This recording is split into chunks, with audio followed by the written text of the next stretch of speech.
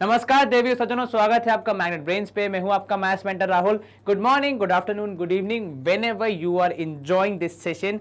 And students, आपको पता है कि मैं अपने हर सेशन की स्टार्टिंग में ये बोलता हूं कि आपको पता है हम क्या कर रहे हैं। हम कर रहे हैं हमारी राष्ट्रीय प्रतिभा खोज परीक्षा अर्थात एनटीएससी की तैयारी। अब जब हम एनटीएससी की तैयारी कर रहे हैं तो उसके लिए हमें सबसे पहले जो करना होता है वो होता है प्रैक्टिस, अर्थात प्रैक्टिस ऑफ बहुत सारे क्वेश्चंस। तो इसीलिए हमने मैग्नेट ब्रेन्स पे एक नया पैटर्न शुरू किया जहां पे हम आपको देते हैं छोटे छोटे होमवर्क, 8 सवाल 10 सवाल ऐसा होमवर्क जिन्हें हम कहते हैं डीपीक्यू शीट्स। और ये है हमारा उन्हीं डीपीक्यू शीट्स का समाधान वाला सेशन जिसका नाम है डीपीक्यू शीट 9। तो 9वीं शीट जो आपने अगर सॉल्व की होगी तो उसके यहाँ पे समाधान आपको मिलेंगे। और ऐसा क्यों? बिकॉज हमें लगता है कि सवाल देना, सवाल पूछना तो आसान है परंतु जवाब में साथ देना जरूरी है। इसलिए हम लोग हर शीट के सॉल्यूशन आपको प्रोवाइड कराते हैं ताकि आपको रेगुलरली आंसर्स मिलते रहें, रेगुलरली आपको सॉल्यूशंस मिलते रहें और कोई भी सवाल, कोई भी शीट करना छोड़े ना। यहां पे हमारी शीट का पहला सवाल है हमारे पास कि कंसिडर द फॉलोइंग स्टेटमेंट। आपको यहां पे कुछ स्टेटमेंट दिए हैं और आपको बताना है इनमें से कौन सा स्टेटमेंट सही है। ठीक है, पहला है, थोड़ा थ्योरेटिकल क्वेश्चन टाइप कहेंगे हम इसको, कि every fraction is a rational number. Her fraction एक रैशनल नंबर होता है। जी हां सर, क्योंकि रैशनल नंबर की परिभाषा होती है कि पी बाई क्यू फॉर्म में लिख सकते हैं और सारे फ्रैक्शंस को पी बाई क्यू फॉर्म में लिखा जा सकता है। तो ये स्टेटमेंट, यह जो हमारी पंक्ति है वह ट्रू कहलाएगी। ठीक है, नेक्स्ट है हमारा सेकंड स्टेटमेंट। क्या बोल रहा है हमसे कि every rational number is a fraction. Her rational number एक फ्रैक्शन होता है। क्या ऐसा होता है क्या?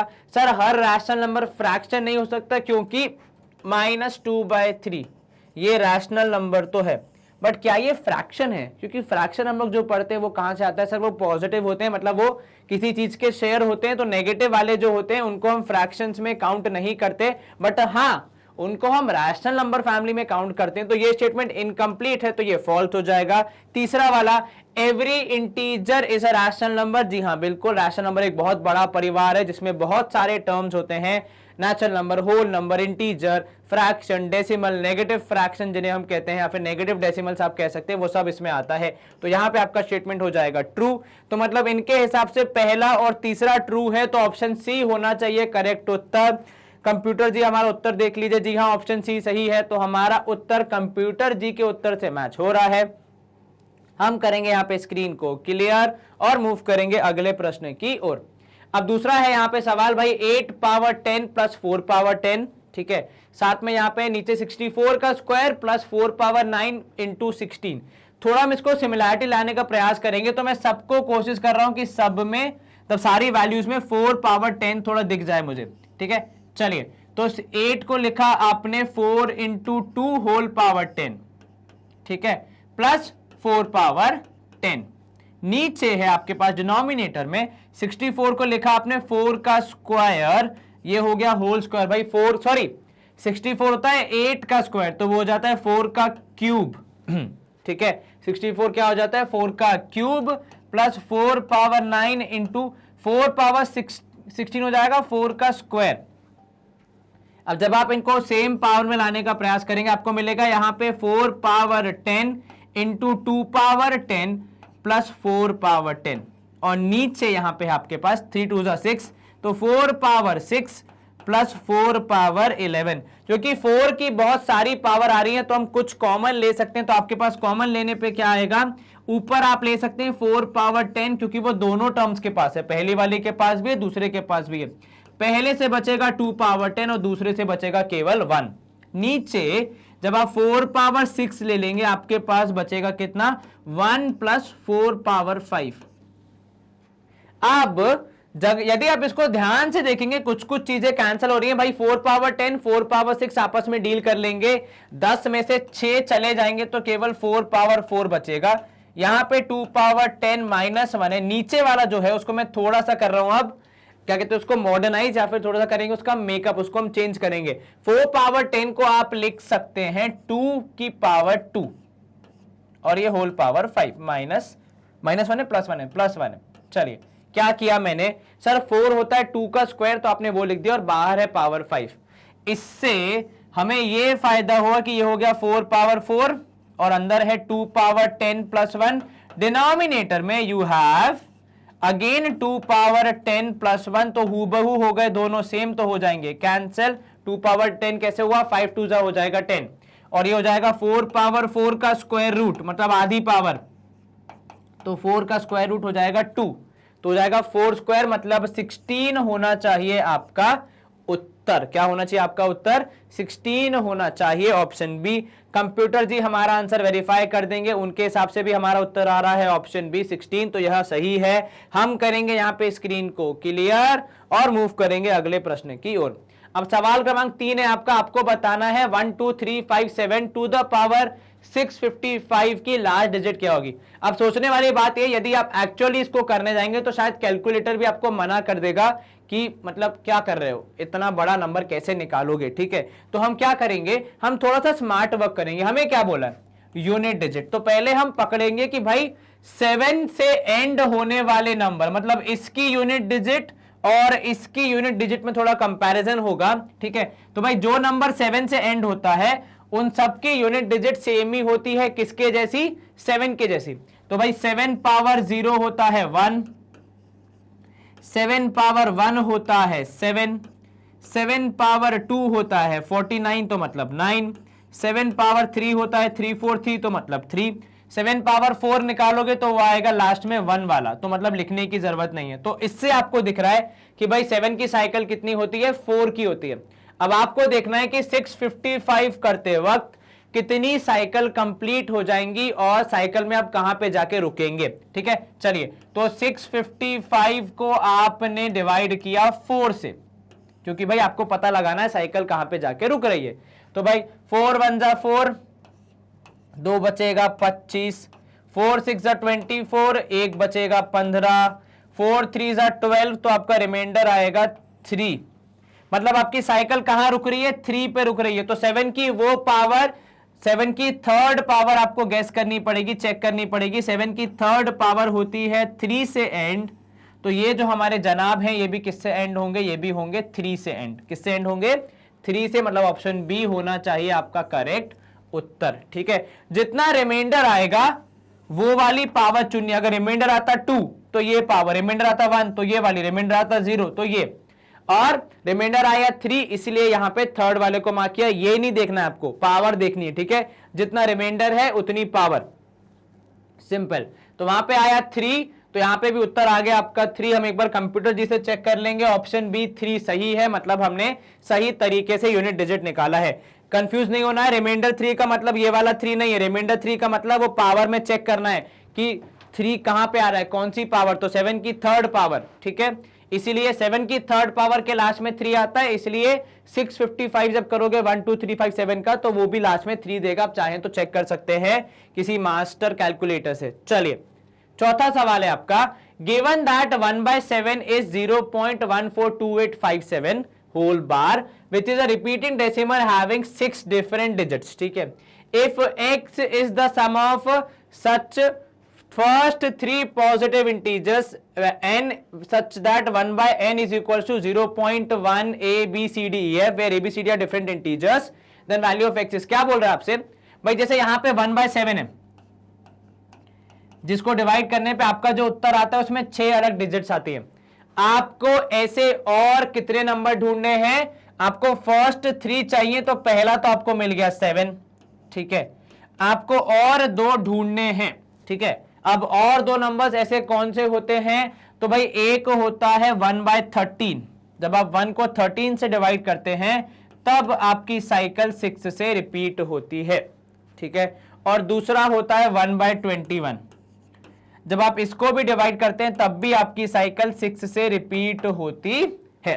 ठीक है, चेक तो आपको वैसे भी ऑड नंबर ज्यादा करने, इवन नंबर्स में इतना होगा नहीं। ठीक है, ऑड नंबर्स करने, वो भी ऑड नंबर में सारे नहीं करने। ठीक है, चलिए अब यहां पे हो जाएगा 13 और 21, तो जब आप इनको ऐड करेंगे आपका जवाब आएगा 41। ठीक है, ऐसे पहले 3 नंबर्स जिनको जब आप ऐसे डिवाइड करते हैं 1 के साथ, तो आपका जो उत्तर आता है वो ऐसे रिपीटेटिव नंबर्स आते हैं, लेकिन कितना, 6 के पैटर्न में। तो 1 2 3 4 5 6। ठीक है, हाँ, जैसे आप फर्स्ट से निकालें थोड़ा बहुत आप एलिमिनेट कर सकते हो। एग्जांपल के तौर पे 7 से नीचे नहीं जाना है, 7 इज द स्मॉलेस्ट। ठीक है, उसके बाद 8 चेक करोगे, 8 डिवाइड कर देता है 9 10 11 12।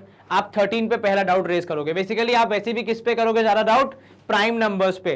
तो भाई 13 हो गया, 17 हो गया, 19 हो गया, 21 हो गया, तो prime numbers and odd numbers. तो 13, 15, 17, 19, 21 ये मिला आपके पास, ठीक है। 7 के बाद 9 नहीं करेगा, तो भाई 11 भी नहीं करेगा, तो 13 आपने किया, फिर आपने 15 चेक किया तो वो ऑड नंबर, लेकिन 5 वाला है तो मैनेज कर लेगा। उसके बाद फिर 5 और 3 है तो मैनेज कर लेगा। इस तरीके से आपको सोच के सारे नंबर्स थोड़े देखने पड़ेंगे, ठीक है। चलिए उत्तर कितना आएगा, 41 आएगा, मतलब ऑप्शन सी को हम करेंगे मार्क। कंप्यूटर जी से निवेदन है, कृपया हमारा आंसर वेरीफाई कर दीजिए। पैटर्न कैसा रहेगा भाई, 7 से स्टार्ट करोगे, उसके बाद धीरे धीरे आगे बढ़ते जाओगे। 7 के बाद 8, 9, 10 ऐसे करते करते आप 13 पे पहुंचोगे। 8 रिजेक्ट हो जाएगा क्योंकि 2 की पावर है। 9 रिजेक्ट हो जाएगा बिकॉज 9 में साइकिल तुरंत ही रिपीट होने लगती है। 10 तो वैसे भी रिजेक्ट। 11 में भी साइकिल ज्यादा लंबी नहीं जाती, रिपीट हो जाती है। 12 में भी रिपीट हो जाती है। 13 में रिपीट होती है लेकिन बहुत लंबी, कितने 6 डिजिट के बाद, ठीक है। अदरवाइज अब तो आप याद कर ही सकते हैं कि 13 और 21 वाला हमारा एक पेयर है, 13, 21 एंड 7 वाला, ठीक है। चलिए स्क्रीन करेंगे क्लियर। अगला प्रश्न सवाल क्रमांक 5 है भाई, सम ऑफ टू नंबर्स इज 7। दो नंबर्स को जोड़ने पे आ रहा है कितना, 7। तो एक नंबर है x, दूसरा है y, इनको जोड़ने पे मिल रहा है 7, इनका क्यूब करने पे मिल रहा है 133, ठीक है। Find the sum of their squares, x square plus y square कितना होगा ये बताना है। चलिए कैसे सॉल्व करेंगे सर, जब अब क्यूब दिया है तो वहीं से शुरू करते हैं। तो जब आप इस पूरे का होल क्यूब कर देंगे आपको मिलेगा x cube plus y cube plus 3xy into x plus y is equal to 343। अब जो जो वैल्यू आपको पता है उसको पुट करते जाइए। सर यहां पता है ये 133 आएगा, ये 3xy एज इट इज रहेगा, और x प्लस वाई की वैल्यू पता है कि वो 7 आएगा, ठीक है, क्योंकि ऊपर ही दिया था x प्लस वाई 7 है। 343 सॉल्व करेंगे आप तो आपको मिलेगा 3xy into 7 is equal to 343 minus 133। Minus करो सर, 3 में से 3 गया 0, 4 में से 3 गया 1, और 3 में से 1 गया तो 2, 210 बच रहा है यहाँ पे माइनस करने पे हमारा आंसर। अब 7 दिया हो जाएगा 21, तो xy हो जाएगा 210 अपॉन 21 मतलब है 10। और आपको अगर xy मिल गया तो आपका आधा काम हो गया। कैसे भाई, आधा काम ऐसे हो गया कि जैसे हमें पता था कि x प्लस वाई है 7, यहां से हम स्क्वायर तक भी तो जा सकते हैं। कैसे सर, दोनों साइड्स का स्क्वायर कर दीजिए, तो यहां हो जाएगा स्क्वायर, यहां भी स्क्वायर, तो x square plus 2xy plus y square करने पे आएगा 49। इसमें आपको एक्स स्क्वायर वाई स्क्वायर निकालना है और एक्स वाई की वैल्यू आपको पता है तो वो आप पुट कर दीजिए। तो भाई x square plus y square हमें निकालना है, एक्स वाई की वैल्यू हमने पता कर ली है। अब हम सिर्फ अपना आंसर निकालने की ओर अग्रसर रहेंगे। X square plus y square कितना सर, 49 माइनस 20, तो x square plus y square हो जाएगा 29 if I am not wrong. चलिए 29 मतलब ऑप्शन डी होना चाहिए हमारा करेक्ट उत्तर। डरने की कोई बात नहीं है। हम कहां से शुरू करेंगे, हमने शुरू कहां से किया था, एक्स प्लस वाई से किया था, क्योंकि हमें क्यूब के बारे में पता था तो हमने पहले क्यूब को डील किया। क्यूब को डील करते समय हमें एक्स और वाई की वैल्यू मिल गई, एक्स इंटू वाई की, जो कि हमें स्क्वायर यूज निकालने में हेल्प कर रही है काफी ज्यादा। चलिए आंसर चेक कर लेते हैं। ऑप्शन डी बिल्कुल ठीक है, 29 मतलब हमने सही सॉल्व किया है। इसी के साथ हम करेंगे यहां पे भी स्क्रीन को क्लियर। सवाल क्रमांक 5 हो गया हमारा समाप्त।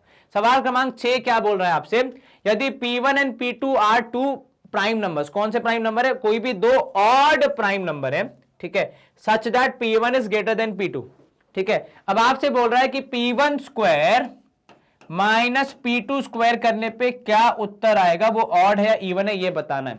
तो भाई यहां पे मैं यूज करूंगा प्रॉपर्टी जो कहती है कि भाई P1 square minus P2 square जो है वो हो जाएगा P1 minus P2 into P1 plus P2, ठीक है। भाई दोनों के स्क्वायर के बारे में बोलना अलग हो जाएगा, लेकिन ऐसे शायद हमारा काम आसान हो जाए। P1 माइनस P2, अब P1 क्या है सर, ऑड प्राइम नंबर है, P2 क्या है, ऑड प्राइम नंबर, यहां पे भी odd prime number plus odd prime number. अब ऑड नंबर को ऑड नंबर से जब आप सब्ट्रैक्ट करते हैं आपका उत्तर हमेशा क्या आता है, इवन आता है, ठीक है। ऑड नंबर को ऑड नंबर में ऐड करेंगे तब भी आपका उत्तर क्या आ जाएगा, इवन आ जाएगा, ठीक है। तो भाई इवन इंटू इवन करोगे तो आंसर क्या आ जाएगा सर, इवन आ जाएगा। तो यहां पे आप करोगे option A, that is even number आएगा, क्योंकि ऑड से ऑड का मल्टीप्लीकेशन के बारे में हम तो इतना नहीं बोल सकते, बिकॉज 3 into 7 करोगे 21 आएगा, ठीक है। तो ऑड से ऑड का मल्टीप्लीकेशन करने पे क्या आएगा वो हम नहीं बोल सकते, लेकिन हाँ ऑड से ऑड का सब्ट्रैक्शन, ऑड से ऑड का एडिशन करने पे क्या आएगा ये हम श्योरली बोल सकते हैं।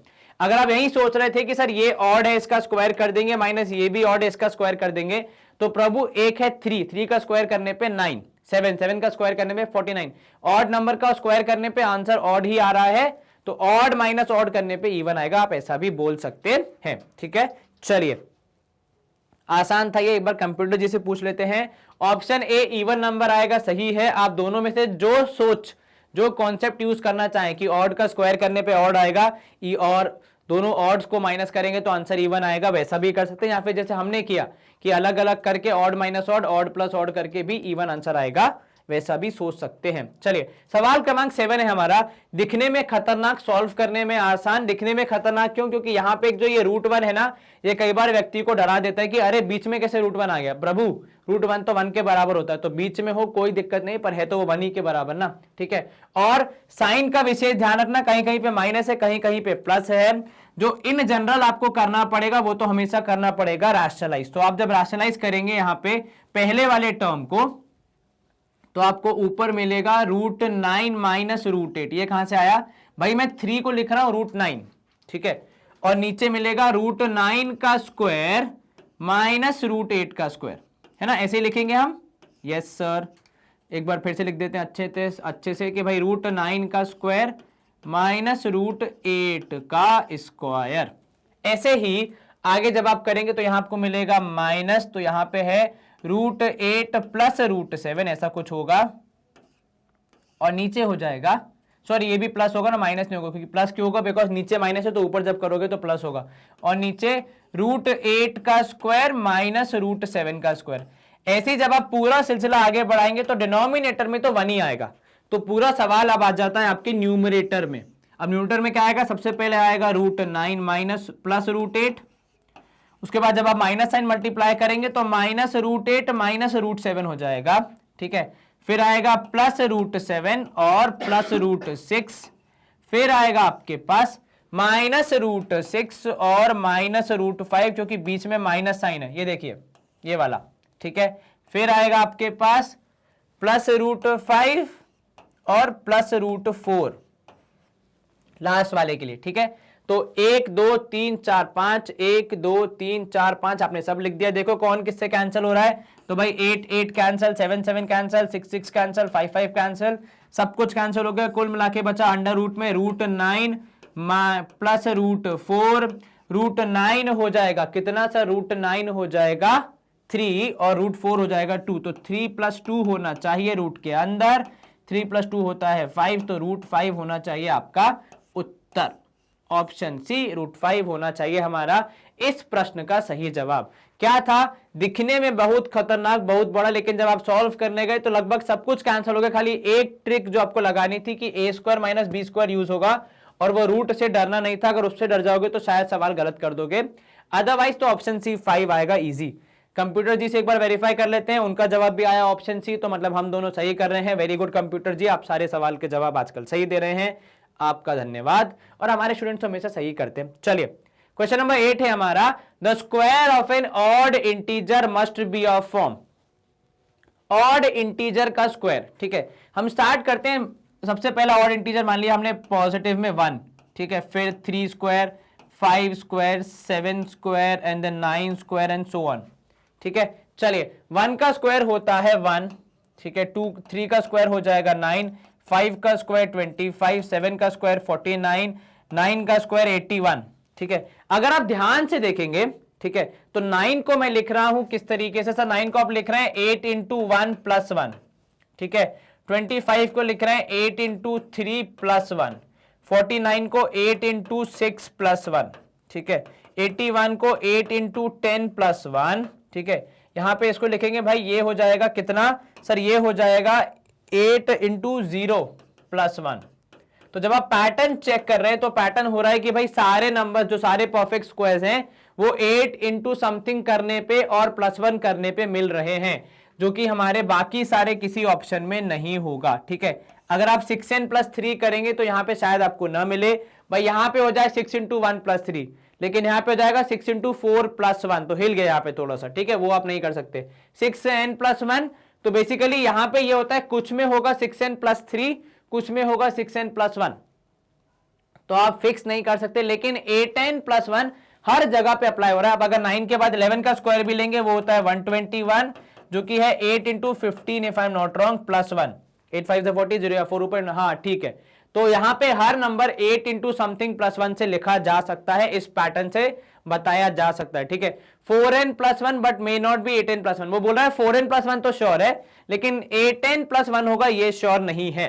ठीक है, अब 4n+1 आपको थोड़ा देखना पड़ेगा क्या हर जगह पे हो रहा है भाई। 25 4 × 6 ये भी हो जाएगा, जी हाँ बिल्कुल। तो 8n+1 और, लेकिन आपके क्या बोल दिया यहाँ पे 8 में बोल दिया मे नॉट बी, लेकिन हमें तो 8n+1 मिल रहा है, तो 4n+1 मिलेगा, साथ में 8n+1 भी मिलेगा, दोनों मिल सकते हैं। क्योंकि इसलिए ऑप्शन डी गलत है, क्योंकि आपने जो ये मे नॉट बी बोल दिया ना, ठीक है, वो आपके स्टेटमेंट को रॉन्ग कर देता है। अगर आप 4n+1 एंड 8n+1 बोलते तो स्टेटमेंट करेक्ट होता। तो बचे हुए 4 ऑप्शन जो थे हमारे पास, ये आधा रॉन्ग है, इसलिए इसको नहीं मार्क कर सकते। ये दोनों नहीं है पॉसिबल, इंडिविजुअली पॉसिबल नहीं है, शायद अलग अलग हो जाए। और ये वाला है हर जगह पे पॉसिबल, इसलिए ऑप्शन सी सबसे बेस्ट सूट कर रहा है। चलिए यहां पे हम करेंगे स्क्रीन को क्लियर, एक बार कंप्यूटर जी से कर लेंगे वेरीफाई। ऑप्शन सी 8n+1 सही आ रहा है, तो मतलब हमने सही से स्क्वायर्स को देखा है। इसी के साथ स्क्रीन हो जाती है क्लियर, एंड हम मूव करेंगे हमारे अगले पड़ाव की तरफ, जो कि आपके लिए बहुत ही इंपॉर्टेंट थे नेसेसरी जानकारी। वो ये कि मैग्नेट ब्रेन्स की वेबसाइट अब फुल्ली फंक्शनल है, जहां पे आप अलग अलग क्लासेस का कंटेंट बहुत आसानी से एक्सप्लोर कर सकते हैं। आपको करना क्या है, आपको करना सिर्फ इतना है, जो भी क्लास आप पढ़ना चाह रहे हैं उसके टैब पे क्लिक कीजिए। उस क्लास में हमने जो भी अलग अलग पाठ्यक्रम, अर्थात जो भी अलग अलग सेशंस, अलग अलग सब्जेक्ट, अलग अलग बुक्स को कवर किया है, वो सब आपको एक ही जगह पे मिल जाएंगी। आपको बस उन बुक्स को क्लिक करना है, वॉच नाउ के टैब पे क्लिक करना है। आपको मिलेगी एक चैप्टर वाइज लिस्ट, जहां पे हर एक चैप्टर के अंदर हमने कितने सेशन बनाए हैं उनकी संख्या मिल जाएगी, हर एक सेशन किस बारे में है वो जानकारी मिल जाएगी, उनकी ड्यूरेशन मिल जाएगी। तो आप इस हिसाब से अपने हफ्ते को या अपने डे को प्लान कर सकते हैं कि किस दिन कौन सा सेशन देखना है, कितने घंटे देखना है, और क्या हमारे एग्जाम्स के हिसाब से तैयारी करनी है। बस यहां पे पहुंच के आपको वॉच नाउ के टैब पे क्लिक करना है, और कुछ इस तरीके से हूबहू just like your magnet brains का यूट्यूब चैनल, यहाँ पे भी आपके सेशंस खुल जाते हैं। बल्कि यहाँ पे तो एडवांटेज ये होता है कि ना कोई एडवर्टाइजमेंट है, ना कोई डिस्ट्रैक्शन है, आप केवल और केवल अपनी पढ़ाई कर सकते हैं। And with this we come to the end of our NTSC session. इस सेशन में हमने क्या किया बेसिकली, तो हमारी DPQ शीट क्रमांक 9 जो थी उसको हमने खत्म करने का प्रयास किया। ज्यादा टफ क्वेश्चन नहीं थे इसमें, ऐसा मेरी आशा है। यदि आपको कुछ डाउट था तो वो क्लियर हो गया होगा, ऐसा भी मैं उम्मीद करता हूं। इसके अलावा आपको आगे क्या करना है, आगे आपको बहुत सारी पढ़ाई करनी है, हमारे अगले सेशन जरूर देखने हैं। एंड यस, वीडियो को लाइक करना है, चैनल को सब्सक्राइब करना है, एंड यस वीडियो को शेयर करना है, बिकॉज ज्ञान जितना आप बांटेंगे उतना बढ़ेगा, उतना आपके लिए अच्छा होगा। तब तक के लिए रेगुलरली पढ़ाई करते रहें। Stay home, stay safe, take care, bye bye, see you soon.